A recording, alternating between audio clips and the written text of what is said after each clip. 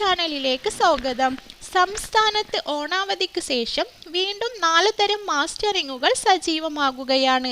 സംസ്ഥാന സർക്കാരിൻ്റെ വിവിധ ആനുകൂല്യങ്ങളും സഹായങ്ങളും ലഭിക്കുന്നതിന് വേണ്ടി സെപ്റ്റംബർ 17 മുതൽ 4 തരം മാസ്റ്ററിങ്ങുകൾ ആരംഭിക്കും.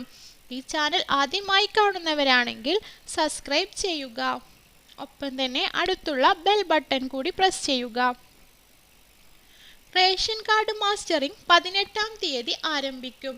അതോടൊപ്പം ഇപ്പോൾ നടന്നുകൊണ്ടിരിക്കുന്ന പെൻഷൻ മാസ്റ്ററിങ്ങും PM കിസാൻ മാസ്റ്ററിങ്ങും ഗ്യാസ് മാസ്റ്ററിങ്ങും തിങ്കളാഴ്ചത്തെ അവധിക്ക് ശേഷം വീണ്ടും സജീവമാവുകയാണ്. ഈ ആനുകൂല്യങ്ങൾ ഒന്നും തന്നെ മുടങ്ങാതിരിക്കാൻ മാസ്റ്ററിംഗ് ചെയ്യേണ്ടതുണ്ട്. അല്ലാത്ത പക്ഷം കേന്ദ്ര സർക്കാരിൻ്റെ ആനുകൂല്യങ്ങൾ ലഭിക്കുകയില്ല.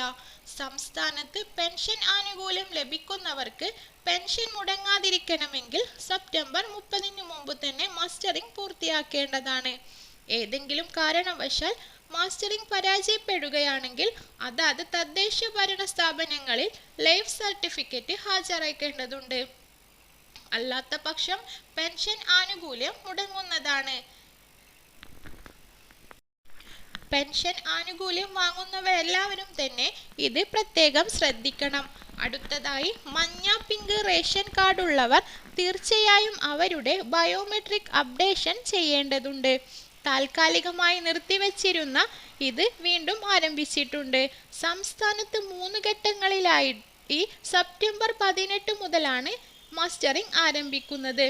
ഒക്ടോബർ 8 വരെയാണ് മാസ്റ്ററിംഗ് നടക്കുക. റേഷൻ കട വഴിയാണ് ഇത് നടപ്പിലാക്കിയിട്ടുള്ളത്.